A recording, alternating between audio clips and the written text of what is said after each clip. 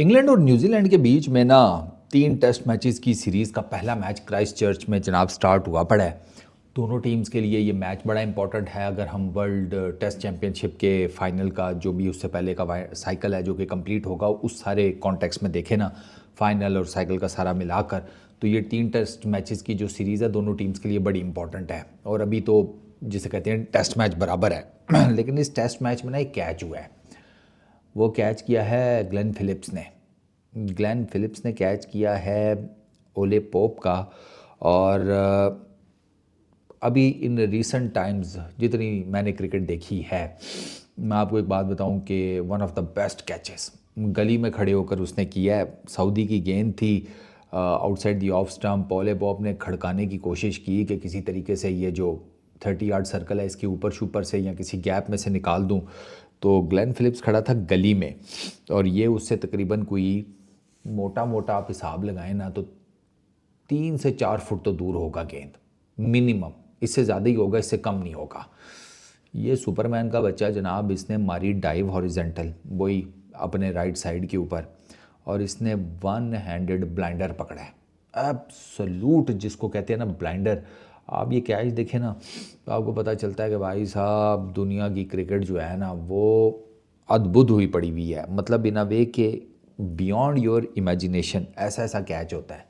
और ये Glenn Phillips का जो कैच है ये it is one of those catches के जिनको आप कहते हैं कि ये ना टर्निंग पॉइंट्स नहीं होते किसी भी मैच के। बेशक वो T20 मैच है, ODI मैच है या टेस्ट क्रिकेट का कोई मैच है, वो जो टर्निंग पॉइंट्स टाइप मैच होते हैं ना कि बंदा कहता है ओ भाई साहब यहाँ से तो मैच ले गई है, ये उस टाइप का कैच है।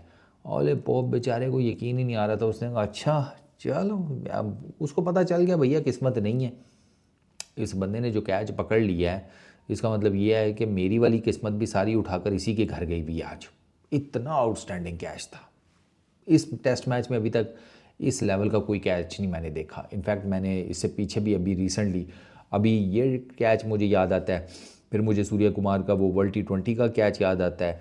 ये 2 कैचेस हो गए। इसके अलावा इन रिसेंट टाइम्स मैंने ब्लाइंडर कोई देखा हो, एक मैंने शायद देखा था साउथ अफ्रीका का, वो अब मुझे याद नहीं आ रहा है, उसकी एक झलक सी मेरे जहन में है बट वो आपको कभी डिटेल्स बताएंगे। बट ये वाला कैच मैग्निफिसेंट। वो बेचारे कमेंटेटर्स उनका बस नहीं चल रहा था, वो गला फाड़ फाड़ के जिसे कहते हैं ना तारीफ़ करते।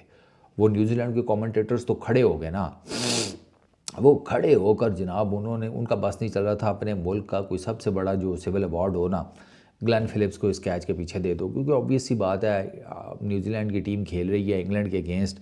न्यूजीलैंड अपनी पिछली टेस्ट सीरीज़ जो इंडिया के अगेंस्ट है वो तो जीत कर आई है, उससे पहले फेंडा खा कर आई थी।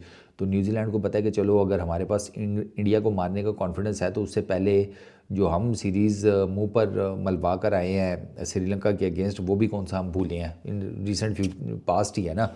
तो वो उस कॉन्टेक्स्ट में है। इंग्लैंड वाले भी पाकिस्तान से हार कर गए हैं तो वो इस सीरीज़ में बेहतर करने के चक्करों में है। न्यूजीलैंड ने पहले बैटिंग की, उन्होंने 350 की, ऑलमोस्ट 348 रन। उसमें जनाब केन विलियमसन ने वापस आके सर 93 रन की बड़ी ज़बरदस्त इनिंग्स खेली। बड़ा अनफॉर्चुनेट है कि वो नहीं विकेट, वो जिसे कहते हैं सेंचुरी कर सका। ग्लेन फिलिप्स जिसने ये कैच पकड़ा उसने 58 की है और ये मेरा ख्याल है IPL में हाँ ग्लेन फिलिप्स नहीं सोल आउट हुआ, ग्लेन फिलिप्स नहीं गया। हाँ ये क्योंकि वो एक बड़ी लंबी लिस्ट मैंने देखी थी, पता नहीं कितने मेजर प्लेयर्स थे उसमें, और उसमें आई गेस कि ग्लेन फिलिप्स का भी नाम है कि जो IPL में नहीं सिलेक्ट हो सके। अच्छा खैर 47 टॉम लेथम ने ऊपर किए, मेजरली 34 रन की इनिंग्स रचिन के बैट से आई। तो मिल मिलाकर ये छोटे मोटे स्कोर्स एंड ऑल दैट तो 42 एक्स्ट्राज भी एडअप कर लो तो 348 किया न्यूजीलैंड की टीम ने। सर इंग्लैंड की तरफ से 4 विकेटें ली हैं शुएब बशीर ने, 4 विकेटें ली हैं ब्रेंडन कार्स ने। कार्स भी कहते हैं, कार्से भी कहते हैं, जो मर्जी आप कह लो, वही उसका डायलेक्ट का फ़र्क है। इसका तो मैंने आपको पाकिस्तान की सीरीज़ के दौरान ही बताया था ये ब्रेंडन का कि ये गुरु इसको जैसे ही, क्योंकि पाकिस्तान की विकेट्स तो ज़रा और हिसाब किताब था ना, उनमें भी इसने जिसे कहते हैं कि तबाही मचा कर रखी हुई थी। रिजवान को तो इसने अपना बनी बनाया हुआ था ना ब्रेंडन कार्स ने। तो मैंने जब उस टाइम भी कहा था कि जिस दिन इसको अपने हिसाब किताब कोई विकेट मिली ये विकेटें निकालेगा। अब आप देख लें 4 विकेटें ले गया, 4 विकेटें उसने ली हैं, 4 विकेटें शुएब ने ली हैं, 2 विकेटें जो हैं वो गस एटकिंसन ने ली हैं।